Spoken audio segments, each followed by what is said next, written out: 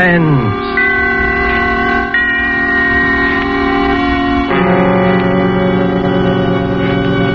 Presented by Roma Wines, made in California for enjoyment throughout the world.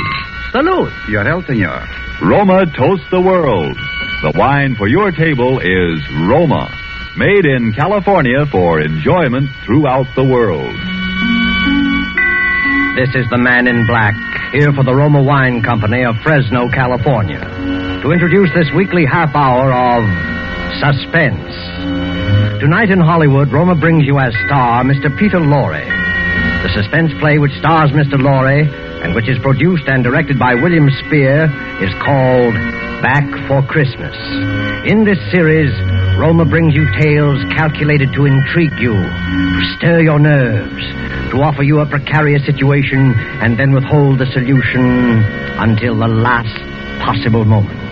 And so, with Back for Christmas and with the performance of Peter Lorre, we again hope to keep you in suspense.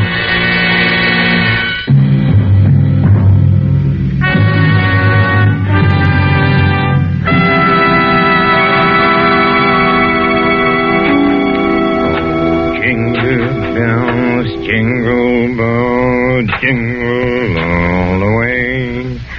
Oh, what fun it is to ride one Yes, Marie? What on earth are you doing down here in the cellar? Oh, just doing a little digging. And why, may I ask, have you chosen this day of all days to dig up the cellar floor? Oh, I thought because the weather has been so damp, this would be a good time to plant that little devil's garden I told you about. Devil's garden? Whatever nonsense is that? Don't you remember that was my little joke about it? You see, I've managed to get hold of the spores of several unclassified wild orchids. In our wild state, they bloom under damp masses of leaf mold. The South American Indians call them devil flowers because they appear to bloom under the ground. Well, I'm sure the South American Indians will be very interested if you succeed in growing these ridiculous flowers under the cellar floor. Whom else it will interest, I can't imagine. Oh, what's that terrible smell? Oh, that's the leaf mold. Chemically identical with the earth blanket they grow under in their wild state. And I want to get these started before we close the house. Do you realize that we're sailing for America a week from today and you've made no arrangements whatever? Unless you call digging a hole in the cellar making arrangements. I certainly don't. Devil's garden, indeed. Sometimes I think you're going soft in the head, Hubert. Oh, I suppose it is inconsiderate of me, you see. And I've been wanting to try this experiment for a long time, but with all those lectures and seminars at the university, there never seemed to be enough time. Well, there certainly isn't any time for it now. I suppose you've forgotten I made an appointment for you at the barber's this afternoon. Oh, must I shave my beard off, Hermione? I thought we'd been through all that. Of course you must. They don't wear beards in America. Bad enough you're speaking with that accent. They'll probably think we're Germans as it is. Oh, I should think it would be quite easy just to explain it, I'm Swiss. Now, Hubert, don't be argumentative. Go and get your jacket on and do as I tell you. Yes, Hermione. And don't forget to take your umbrella. It looks like rain. Yes, Hermione. And don't look so put upon, Hubert. Someone has to plan things in this house. Never even get to the university in time for your lectures, much less make arrangements for a trip to America. I know, but what about my specimens? There'll be plenty of time to plant your precious devil's garden when we get home from America. We're not going to be gone forever, you know. We'll be back here for Christmas. Yes, of course. Back for Christmas. I'd forgotten. We'll try to remember it. And if you can't do that, just do as I tell you. I've been making the plans in this house for 20 years.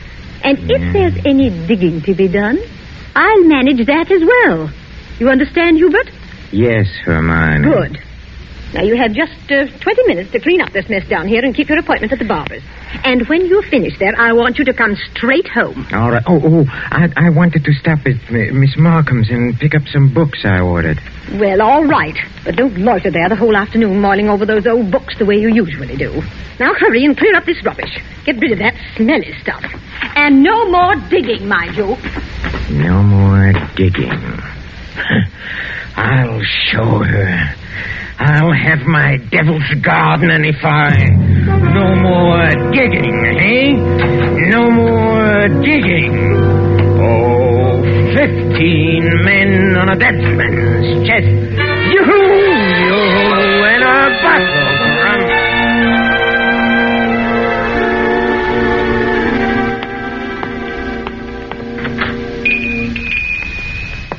Good evening, sir. Oh, good evening, Miss Malcolm. Why, it is Professor Schumacher, isn't it? Do you like me better this way? You look ever so much younger without the beard. 20 years at least. 20 years. Oh, you'll be glad to know those books you ordered have finally arrived. 20... Oh, yes, the books. Let me see. The Phytotomy of Phalloid Gametophytes and Coniferous Shrubs of North America. Those are the ones you ordered, aren't they? Yes, thank you. You're very kind, Miss Markham. Why kind, Professor Schumacher? Well, not many young ladies in bookshops would go out of their way to look up rare books for an old professor of botany. Why, you're not old, Professor Schumacher. Really, you look... What do I look like? And besides, I adore botany. It's my particular hobby. Oh, really? You've never told me that before, Miss Markham. Well, I was afraid to. You looked so imposing with the beard and all.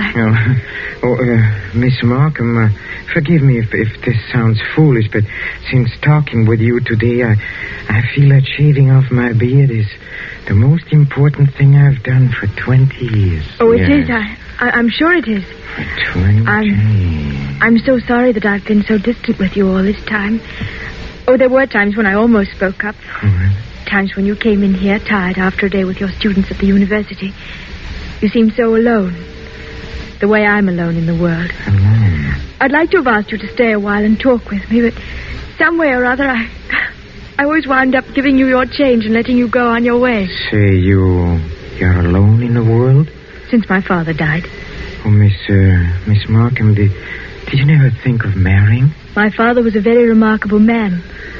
I never found anyone who seemed to measure up to what he led me to expect of men. Miss Markham... Oh, it's been so long since anyone called me by my first name. I'd like you to, if you want to. It's Marion. Marion? Oh, how nice. And yours? Well, Hubertus. but in English, Hubert sounds better, huh? How long have you been alone, Hubert? Alone? I knew you were a widower, of course. The first time I saw you. A widower? I can always tell. There's a certain sadness in a man's eyes. A sweet sadness, I think, when he's been married and then lost. A widower. I never thought of it in quite that way. Oh, I'm sorry. I shouldn't have been talking like this, I suppose, but I've often wondered what she must have been like. Your wife, I mean. Hermione? Not an easy woman to forget. Very strong. Always managing things. The house, my wardrobe, my friends. Even when we dined at a restaurant, she even then ordered my food. She was always managing things. Her whole life. Managed herself to death. Poor woman. She must have loved you very much. But she needn't have put herself out so. It's plain to see you don't need things managed for you. No. You need companionship, I think. Someone sympathetic with your work. But the last thing on earth you need is a manager. How well you put it. The last thing on earth.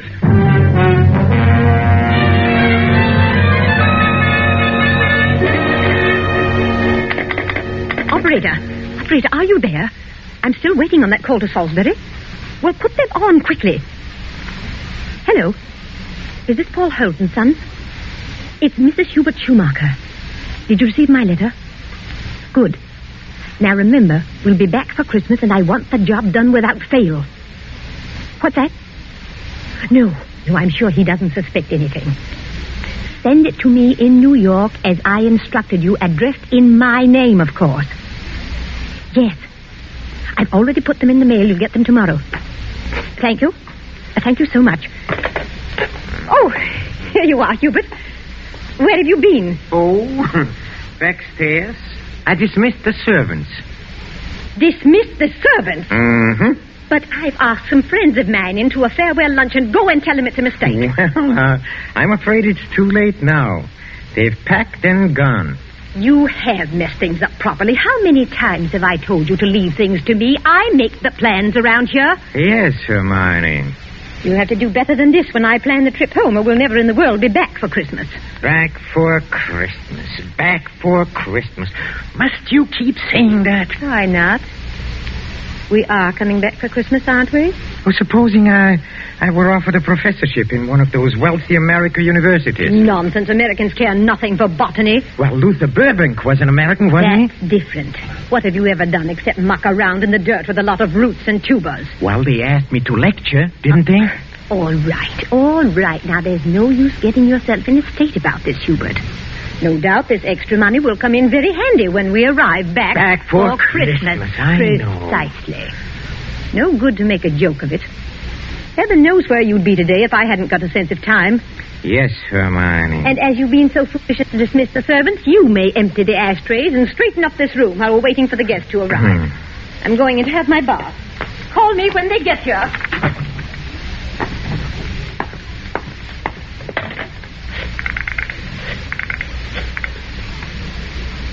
Marion? It's Hubert. No, darling, no, nothing is wrong. Oh, my plans are the same, unless you have changed. No? Oh, we'll meet in New York then and be married there, huh? Oh, I'll explain to you why later. You just have to trust me. Yes. Yes, my darling. Hubert? Oh, I'm so sorry I can't talk any longer. Yes, I'll meet you in New York, without fail. Auf Wiedersehen, mein Liebchen. Hubert, were you talking on the phone just now?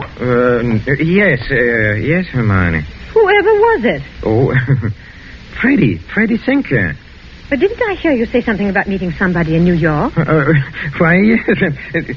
Freddie said he might possibly get over there before we even leave. And I said, of course, we'd meet him there if he decided to go. That seems very peculiar.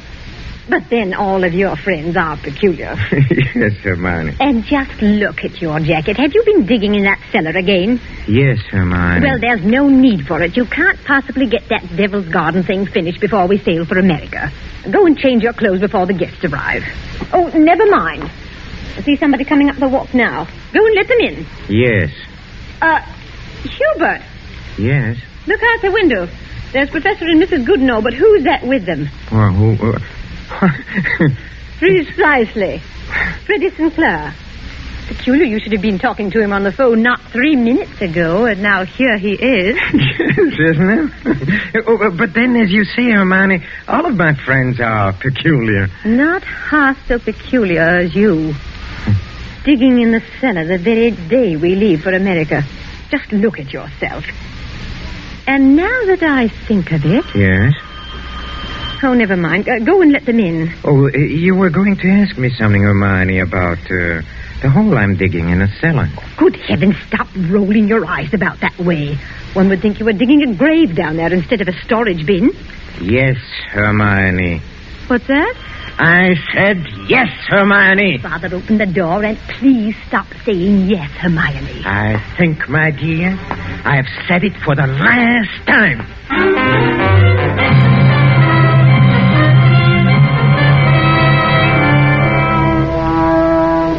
A professor of botany, his loving wife, and an oblong pit in the cellar. Just the right size for his botanical specimens, his devil's garden. With these ingredients for a story of a perfect crime, Back for Christmas by John Collier and starring Peter Lorre, the Roma Wine Company closes the curtain for a moment on another breathless study in suspense.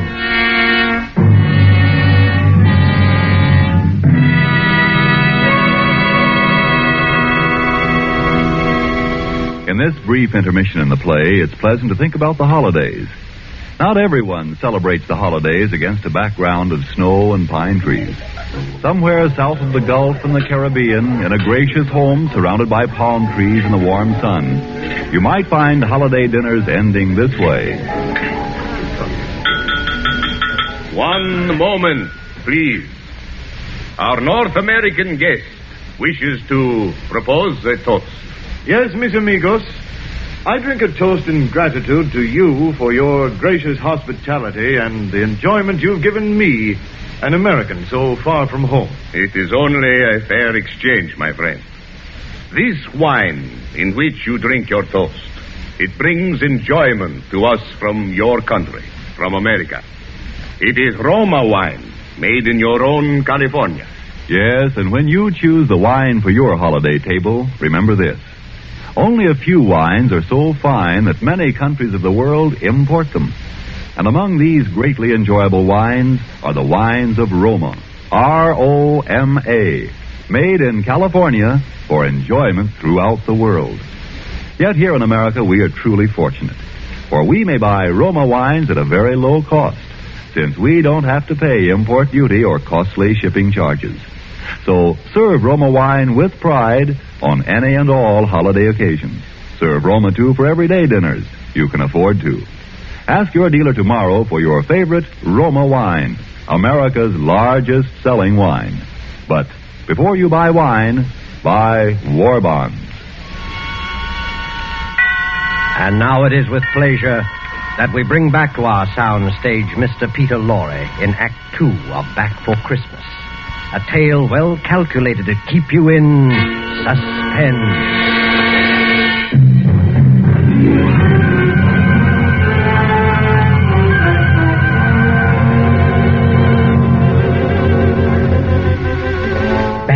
For Christmas. Hermione was so positive we would be back for Christmas that last afternoon, pouring tea out for a few friends who had come in to say her last-minute farewells, she kept reiterating it. Now, mind you, Hermione, don't let those Americans lure your husband with one of their fat university jobs. We absolutely must have you with us for Christmas. He shall be back, I promise you. Well, it's not absolutely certain, of course. Hubert, now what do you mean it's not certain? Of course it's certain. After all, Hubert, old boy, you've contracted to lecture for only 3 months. Oh, that's quite right, but then, of course, anything may happen. Hubert adores being unpredictable. Now, what other man would decide the very day, mind you, before leaving for America, to dig a great hole in the floor of the cellar? In the cellar? Yes. He's going to put some unclassified wild orchids down there. A devil's garden, if you please. It sounds so mysterious. That's Hubert, though. It's really quite simple, however, once you find out what he's up to. Now, take that telephone call he put through to you a few minutes ago, Freddie. Me? Of course. Now, Hubert wanted to surprise me about your plan to meet us in New York next month.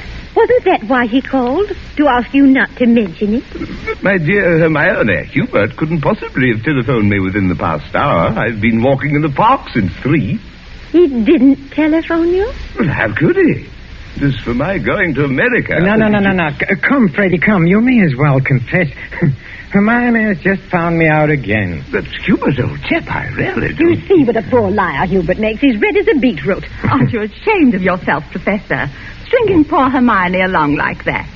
And as for you, Freddie, I'm furious you said nothing to us about going to America. But look here, old girl. I've been trying to tell everyone here that I'm... Stop the nonsense. The game's gone on long enough. Besides, we must start getting ready. Now, it was marvelous of all of you to come in to say goodbye. And don't worry about Hubert's little jokes.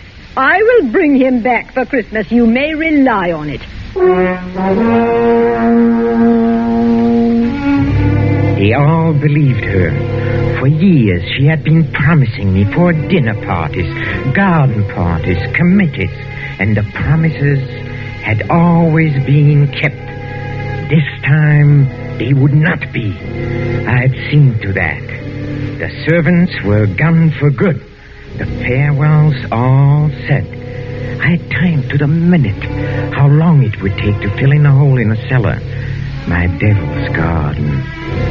Upstairs in her bedroom, I undressed and put on my old bathrobe, and then I opened the door into Hermione's room. Hermione, have you a moment to spare? Of course, dear. I'm just finished. Oh, then, will you come in here for a moment, please? There's something rather extraordinary here. Oh, good heavens, Hubert. What are you lounging about in that filthy old bathrobe for? I told you to put it into the furnace. Oh, I'll do it. I'll do it today. Yes, really, I will. I promise. Well, high time. Now, what is it you want to show me? Oh, here, in the bathroom. Just look, who in the world do you suppose dropped a gold chain down the bathtub drain? Nobody has, of course. Nobody wears such a thing. Then what is it doing in here? I don't see anything. Well, look. I'll hold this flashlight here for you. If you lean right over, you can see it shining. It's deep down. Oh, such a lot of nonsense, just as well. Well, I don't see it, Hubert. Well, go on looking, Hermione, in just a moment. Hubert, I absolutely refuse. Hubert, what are you doing? Take your hands off my neck. I will, Hermione. just as soon as I've finished the arrangements for my trip to America. What are you talking about? You thought you were the only one who could plan things, didn't you? Didn't you, Hermione, huh? Well, I've been making some plans of my own this past week. In exactly 2 minutes and 16 seconds, you'll be dead. You see? You see, I have planned it very accurately. You'll never get away with it. Oh, I thought you would say that, Hermione, but I will get away with it. You won't mind the smell of the leaf mold down in the cellar when I take you down there today? Yes, that is where you are going, Hermione. Right into my devil's garden that annoyed you so much. My friends all expect me back for Christmas. They do. If they don't hear from me, they'll start asking questions. No, they won't.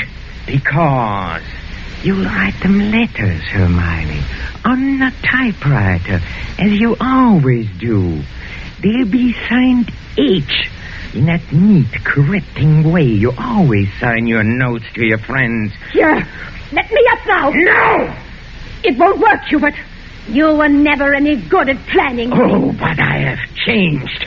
I've learned from watching you all these years. The lecture people in America, they'll expect you to be traveling with your wife. I will be traveling with my wife, but not my present wife, Hermione. Hubert! It won't work, I tell you. That pit you dug in the cellar... Oh, it will work. It'll serve its purpose well. Hubert! No, I'm sorry, dear. This thing has to be done exactly as planned. You have just 5 seconds to say your prayers. Hubert, you must listen. The cellar, it's... Don't do it, Hubert! Yes, Hermione!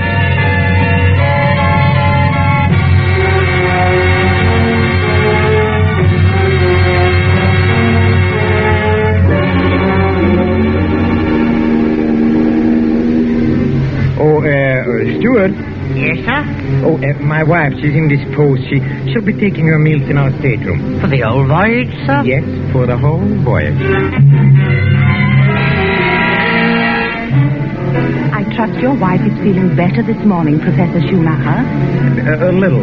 Not yet well enough to leave her cabin. Oh, what a shame. Oh, Professor Schumacher. Yes? Here's a copy of the radiogram you sent for your wife last evening. Oh, thank you. I'll just check it over. Oh, but look here. Why? What's the matter? Did the typist make a mistake? No. It's nothing important. She can correct it later.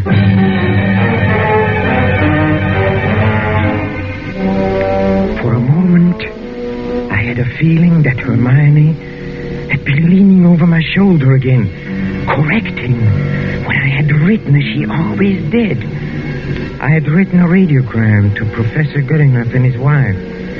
Haven't been out of my cabin the whole beastly trip, Hubert. Well, no doubt we'll be back for Christmas. But the operator had left out the W and it read, no doubt we'll be back for Christmas.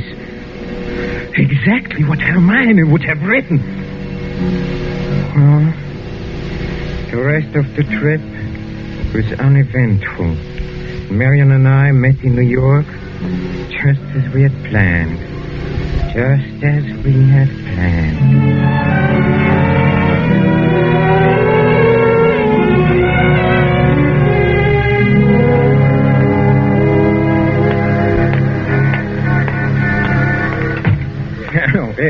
Professor and Mrs. Schumacher, we have reservations, I believe. Oh, yes, we've been expecting you, sir. Boy, take Professor and Mrs. Schumacher's luggage up to their suite. You know, Mrs. Schumacher, you're quite a surprise. Oh? Your letter reserving the rooms was so thorough, I was expecting an older, more forbidding sort of person, frankly, ma'am. No. As a matter of fact, we're just married, but my letter reserving the room. Oh, I wrote the letter, my dear, and I signed it Mrs. Hubert Schumacher. Just a joke. What a cunning old fox you are, Hubert. Now that I think of it, I almost forgot. This letter for you, Mrs. Schumacher. That's peculiar. I wonder who on earth... Oh, well, we'll find out in good time. Come along, darling. Oh, we are keeping the boy waiting. Come.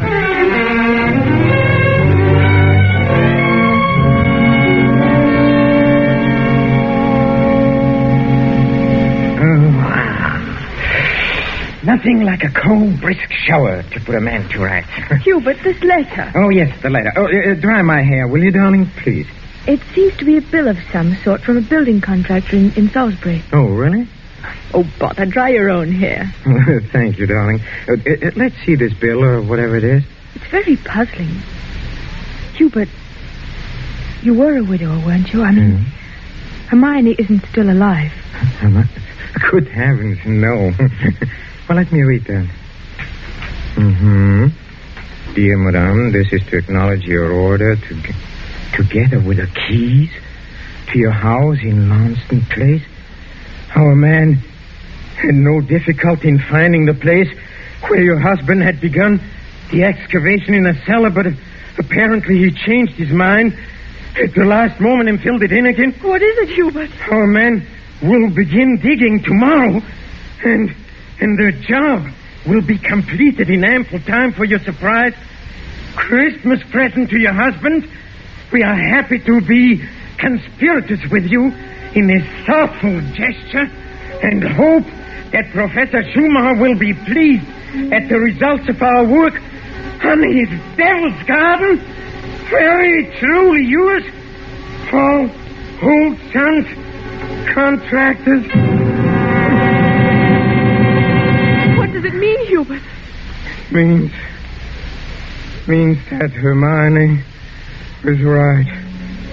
I will be back for Christmas. I will be back for Christmas. I will back for Christmas. Back for Christmas. Yes, Hermione.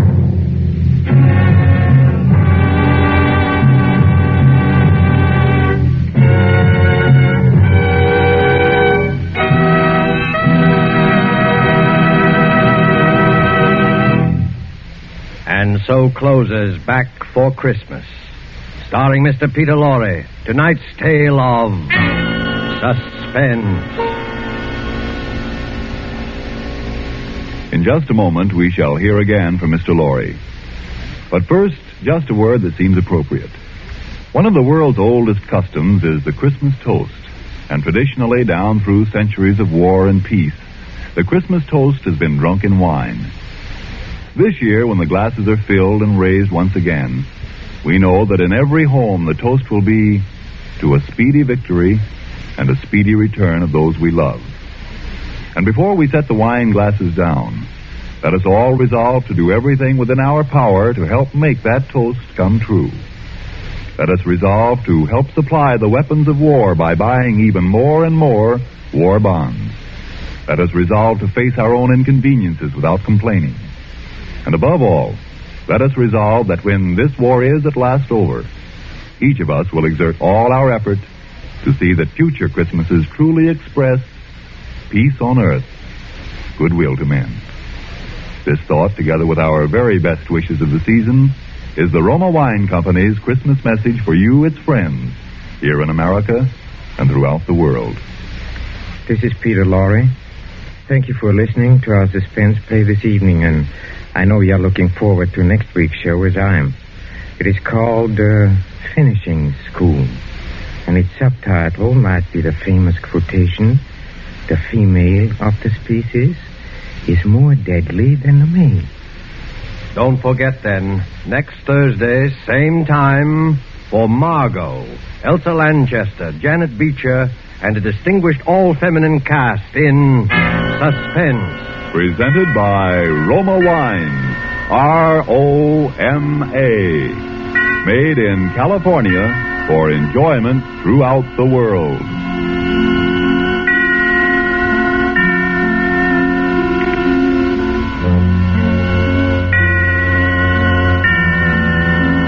This is the Columbia Broadcasting System.